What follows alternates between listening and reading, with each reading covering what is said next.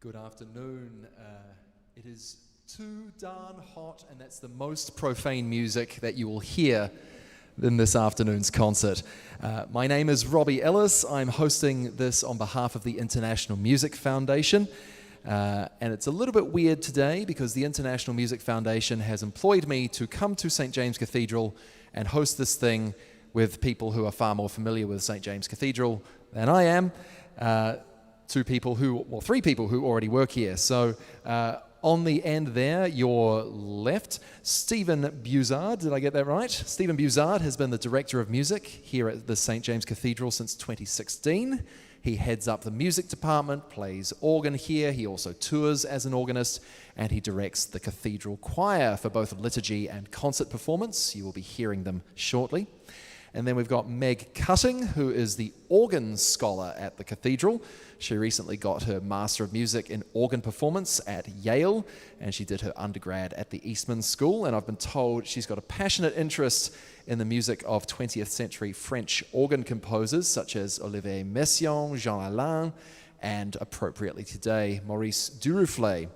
And then we have Maggie Cecilia, who is a chorister, who'll be demonstrating some of the plain chant that Duruflé used in his Requiem. So with a full lack of awareness of about what I'm going to say, all of you, welcome to St. James Cathedral. So Stephen, tell us all about the Cathedral Choir.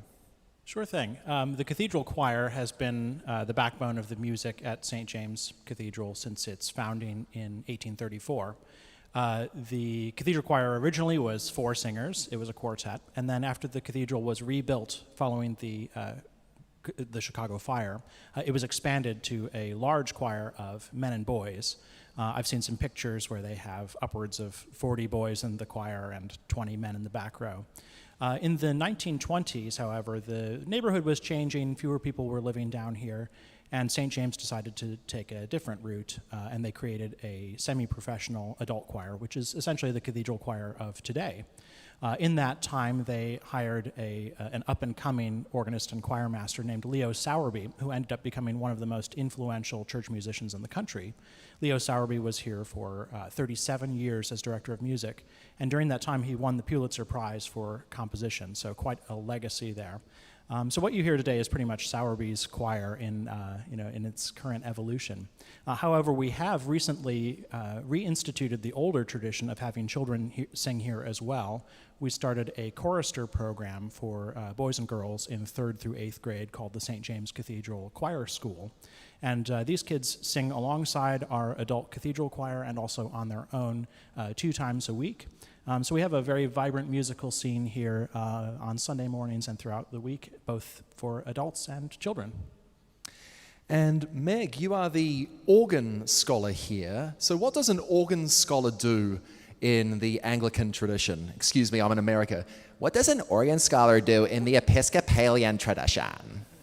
I mean, I guess I'm the main person on the bench most Sunday mornings, although that role we do flip-flop from time to time, and I get to experience the conducting side of things as well. But essentially, I'm just kind of getting into the nitty-gritty accompaniment of all of the Anglican choral anthems of that great tradition that comes from England. And so Sunday to Sunday, just getting an opportunity to learn all those beautiful works for every feast day and just get into the rhythm of evensong and Anglican chant accompaniment, psalmody, so things like that. And yes. And I guess your goal here is to become a fully fledged church musician, so you can do it all. You can play the organ, you can direct the choir, that's kind of the goal here, is it? Or, yeah, so I'm kind of doing hands-on training for all of that, and so I'm accompanying as well as doing regular coachings with Stephen as director of music and receiving feedback from that and working one-on-one on just how to register anthem accompaniment and how to effectively play psalms, and but also a chance to work with the choir itself and to conduct and direct when the opportunity arises. And your position here, is it open-ended? Is it a fixed term thing? It's a fixed term, so I'm actually only here for 1 more month after this, unfortunately. So I'll be sad to leave, and I started in August 2020, which was quite a confusing and weird time to begin a position. It didn't quite look like what it does now, but I'm really grateful to have had a full program year with a wonderful choir. Sometimes it's difficult to get time on the organ, but when buildings are emptier than usual, I guess you could practice a bit more. Exactly, yeah. So there are silver linings. What's next for you? I mean, you said you only have one more month here.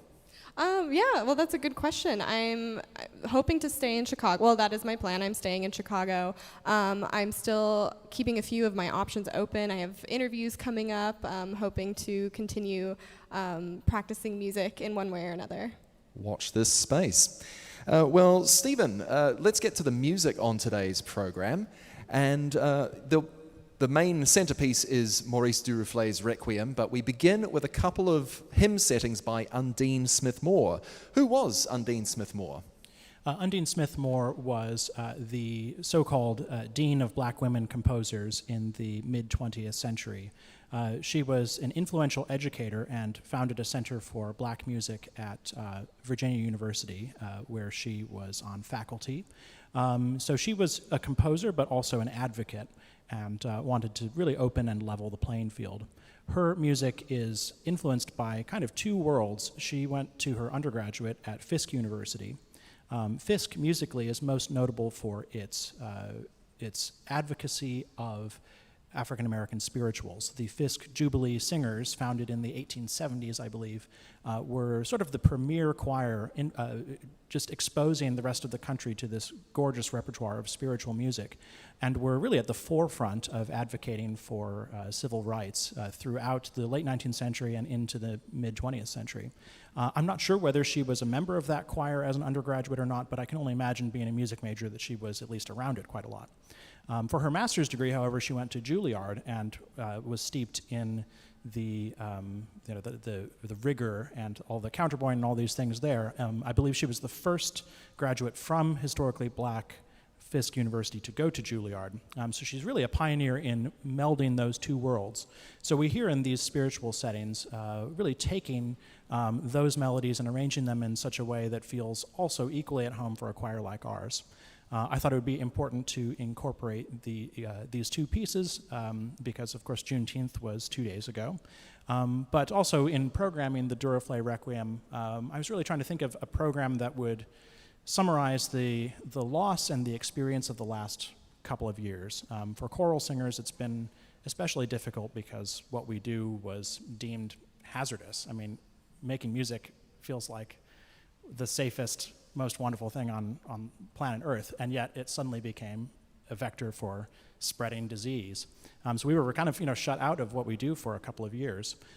So in thinking back on all of that loss, I thought not only did we lose that much, but we had this 2-year period when we were aware of racial inequality in our country in a new way, when we were able to sort of step back and think, hold on, maybe the way that we've always done things has not been good enough. So I thought it was really important to include that juxtaposition of two voices, two composers that were composing at the same time. Their birth and death years are like within 5 years of each other on two different continents, and yet let's see sort of what commonalities they bring in taking these older melodies and transcribing them into new music. So we've heard about Undine Smith-Moore, her arrangements, her transcriptions of black spirituals. And I'd like to move to the Duruflé Requiem now. And Meg, I'll ask you, so let's just clarify. A requiem is a mass for the dead. It is honoring the dead. Probably the two most famous requiems out there, we can quibble about this, but they're probably Mozart's and Verdi's. And both of them are very theatrical. They've got these grand sweeping dies irae and these great lamentation movements. But the Duruflé's Requiem is a lot more intimate, would you say? First of all, there's no orchestra here. It's only going to be done with organ accompaniment. What else can you tell us about Maurice Duruflé's Requiem? His Requiem is, first of all, it's very different compared to other Requiem movements, namely the Fauré Requiem, which was another big Requiem around that time, and he pared it down to 9 movements, so in a way it's smaller in that way. He also pulled most of the thematic material from Gregorian chant, which there was a huge resurface of Gregorian chant amongst many French composers in the early 20th century, just like Duruflé. So he kind of revived that, and a lot of the themes that you'll hear in the Requiem tonight are from the Missa pro defunctis, the Mass for the Dead, which is the Gregorian chant settings, and you'll hear Maggie shortly demonstrate some of those chants for us. And so it's another way, and it's just full of lush harmonies, lots of almost jazzy chords, so, 7th, 9th, 11th chords, but in more of an impressionistic style. And you'll hear very intimate, like you described, very intimate setting of this work, and something that's very, I find, accessible in that way.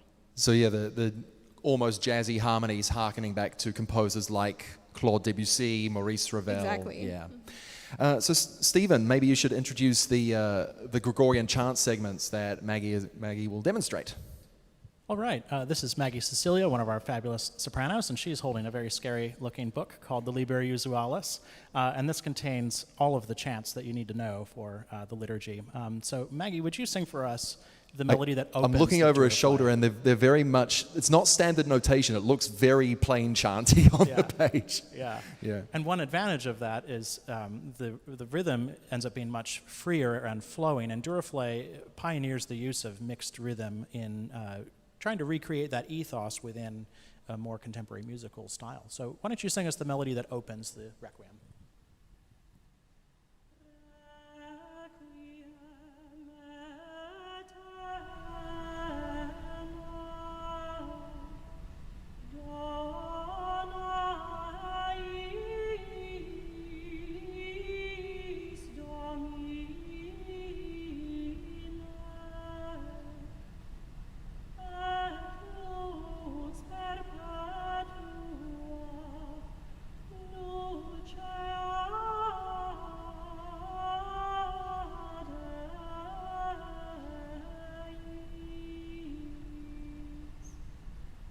Beautiful. Thank you, Maggie. That was great. Now, that melody you'll hear at the opening almost verbatim. He messes around with the rhythm a little bit, and the sopranos and altos sing some adoring ahs on top of it, but otherwise the tenors and basses basically just sing that. Now she's going to sing the offertory, the Domine Jesu Christe, which ends up getting moved around and messed around with a little bit more. So why don't you demonstrate this one for us?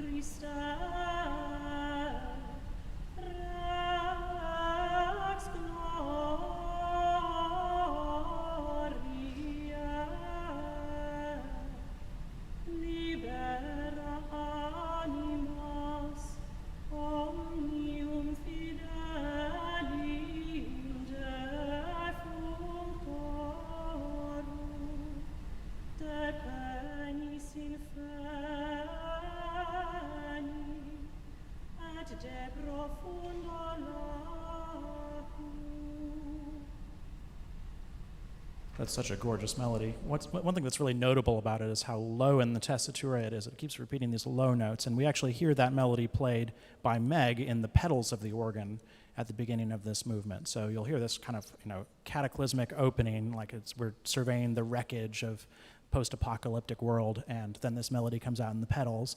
The altos sing kind of a version of it, but end up going askew from that melody. So that's an example of Duruflé kind of taking that melody as just a jumping off point for a much more creative movement. And then finally, the Requiem concludes with In Paradisum, which is perhaps the most simply set, where it's just simply chords, luscious, beautiful Ravel-like chords underneath this melody.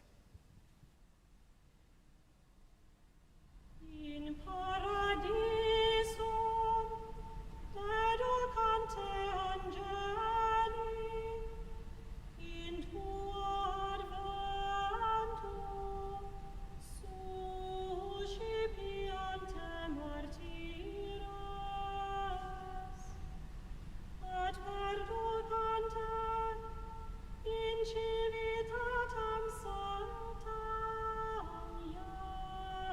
Jerusalem. Beautiful. Thank you, Maggie. Well, thank you so much for those demonstrations and for unlocking a bit of Maurice Duruflé's Requiem. The concert will start at 5:45. That's in just under 15 minutes' time. Before I get out of here, a couple of upcoming concerts to let you know about. Tomorrow's Dame Myra Hess Memorial Concert, about a mile south of here at 17th Church of Christ Scientist, features the Grant Park Music Festival Project Inclusion Vocal Fellows.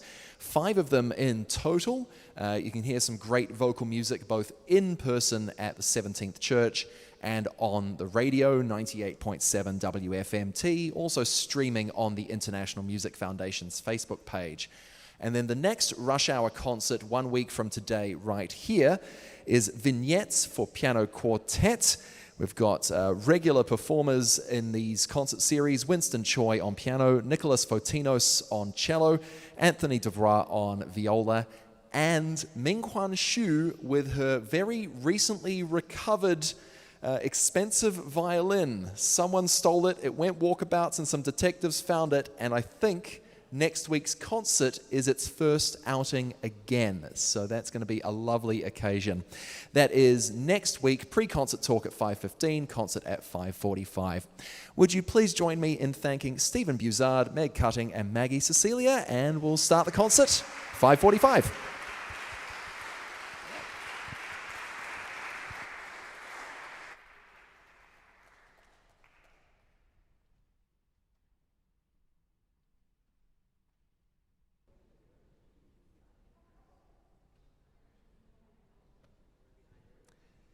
Hello and welcome to this Rush Hour concert at St. James Cathedral in Chicago. I'm Robbie Ellis.